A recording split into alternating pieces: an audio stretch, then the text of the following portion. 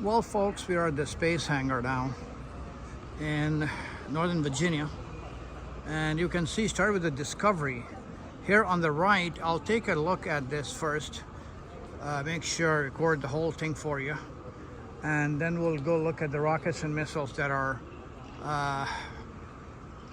housed here for people to look at. Actually, we need to look a more deeper look. So from here it starts at the Discovery, says United States, at the Space Shuttle Orbiter is what this is actually. And all the details are given there about the reaction control system, star trackers, crew compartment, payload, bay, etc., etc. There's a lot of information there. And from there we go to the other part where we have information on the rockets. Oh boy, all the engineering information on the remote manipulator system. Then we have the manipulator foot restraint, all that information. Yep. Tracking and data relay, all that kind of stuff. Yes.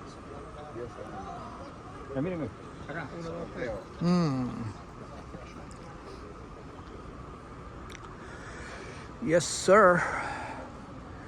United States Air Force, baby. All the work and the scientific accomplishments they have made, you have got to be impressed by the work and the effort and the money that has gone in to all this accomplishment. Look at this, right? All the things actually as they were at the time that went into the space, right? With all the different rockets. And they have different names of these rockets that have been sent or does go into the space. Probably a smaller version, and perhaps some of the same size rockets that go into the space is all given here for your kind of information, right? Nothing like seeing it in person, which I'm doing. There's the Discovery space orbiter right there, and firsthand is different than what you see in the video.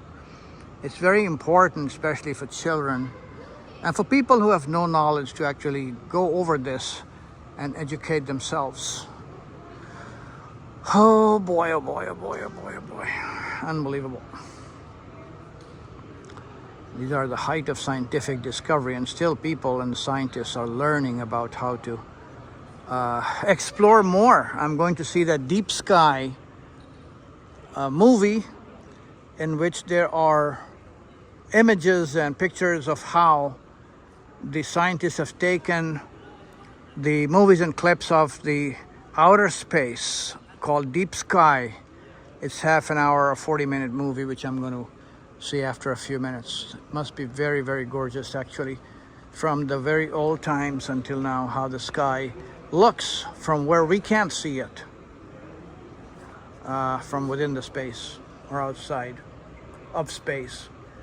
And this is all about the space science, Earth, Sun, Moon, and different planetary bodies, all mentioned here. Yes, sir. Look. Beautiful indeed. Very beautiful. Oh boy.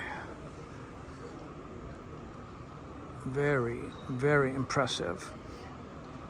Yes. Yes. So after this, actually, we want to look at how the uniform of the scientists or the people were astronauts. This is what it looks like. The original. This is the original. This is what they wear when they go in space. This is what they wear. And so from there we go on to some of the uniforms of some of the astronauts who have been to the space, including perhaps Neil Armstrong. This is the astronaut equipment, right?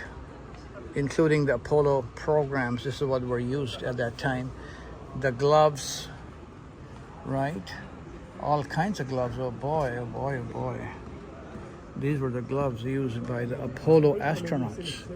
And these were the helmets used by the astronauts, right? Amazing. Yes, sir. Stopwatch. Lunar dust brush. Interesting.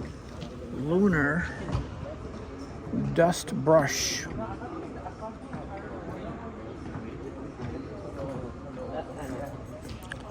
Used in Apollo 15 and 16 for cleaning lunar dust off their surfaces. And these are the boots that were used by the Apollo astronauts. Boy, these were the tools. And these are also the tools. I don't know, it says cuff checklist.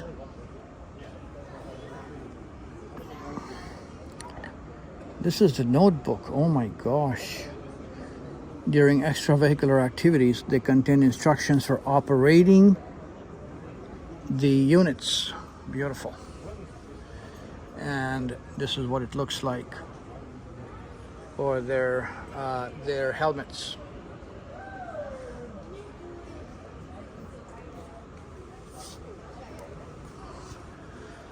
Oh, and they were probably slightly different, because if you start from, let's say, 1965, the name of the astronaut and their uniform, and 65 there was Gemini, and then also in 65 the Gemini, in 64 was the Apollo, and their different uniforms that they wore at that time.